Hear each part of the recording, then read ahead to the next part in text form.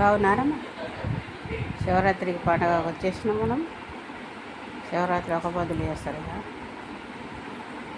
అందరూ. ఒక పొద్దులు అంటే కొందరు చేస్తున్నారు, కొందరు చేస్తున్నారు. కానీ అప్పుడు వీళ్ళు ఏంటంటే మనకు సూర్యుడు పోయినాక, సూర్యుడు పోయేదాకా తినకుండా ఉంటారు.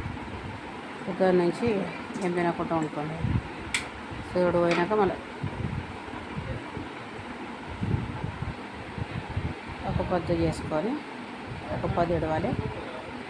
అన్ని రకాల పండ్లు దొరుకుతున్నాయి. అప్పుడైతే మనకు అన్ని రకాల పండ్లు ఉండకపోతున్నాయి.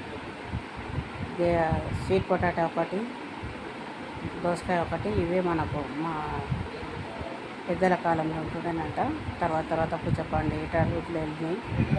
ఇక ఇప్పుడైతే రకరకాలు ఉన్నాయి పండ్లు, రకరకాలు చేసుకుంటున్నారు. అన్ని పండ్లు వేసుకొని ఒక పొద్దు చేస్తున్నారు. దాంతో ఒక పొద్దు అంటే ఒక పొద్దులా ఉంటే బాగుంటుంది అనిపిస్తుంది. కానీ నాకు పండ్లు తినేసి ఒక పొద్దు చేస్తే శివయ్య అనుకోవాలి, దర్శనం చేసుకోవాలి అనేసి బాగా ఉంటుంది. కానీ అబ్బా ఇప్పుడైతే గుళ్ళ దర్శనాలకైతే ఫుల్ పబ్లిక్ అయిపోతున్నారు.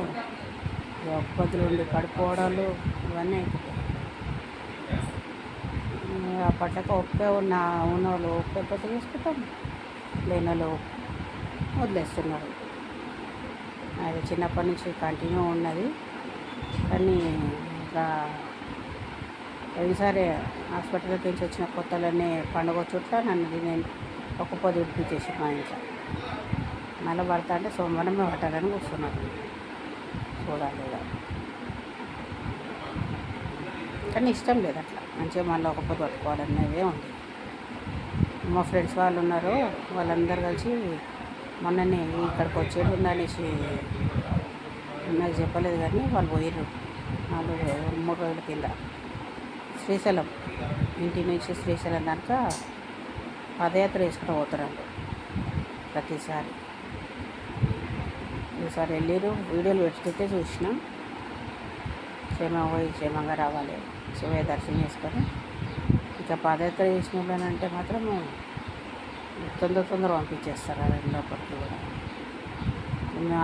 మా అదృష్టం ఏంటంటే మొన్న మేము శ్రీశైలం వేసినాం కదా, ఇంకా అది చాలా అదృష్టం అనుకోవాలి.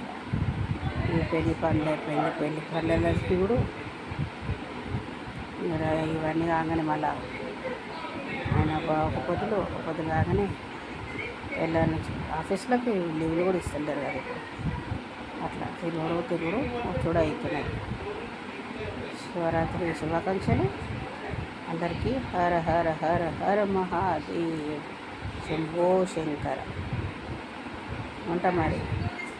అందరు మంచిగా ఉండుర్రి, అందులో నన్ను ఉంచండి. బాయ్.